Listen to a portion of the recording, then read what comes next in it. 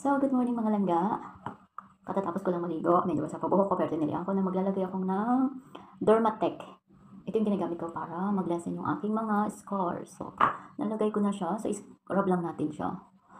Maglalagay ako nito every morning and night bago matulog. So, ayan.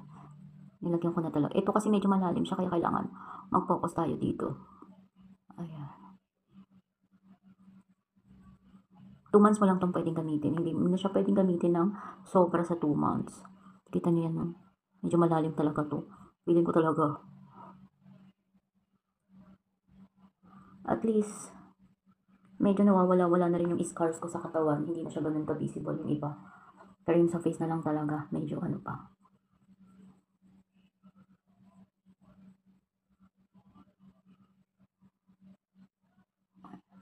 And then, pagkatapos niyan, ililet lang natin siya 5 to 10 minutes.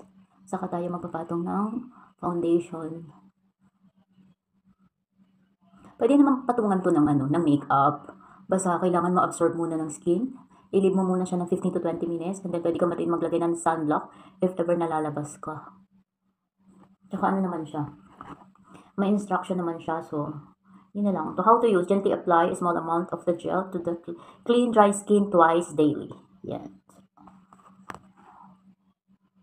May improvement naman. Tapos, ito yung ginagamit kong moisturizer. Ito, Rose Shape moisturizer din. Matagal ko na itong ginagamit. Paubos na nga eh. Paubos na. Yun yung bote niya. So, kailangan ko nang bumili mamaya. Kaya pupunta ako ng supermarket kasi kailangan ko nang bumili niyan.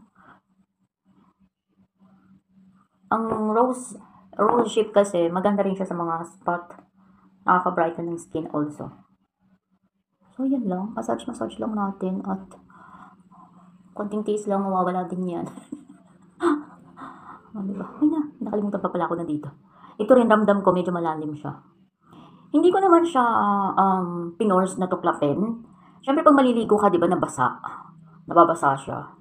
Bigla na lang siyang umangat, and then, ayun. Yun nga lang talaga, ito talaga malalim ang scars nito.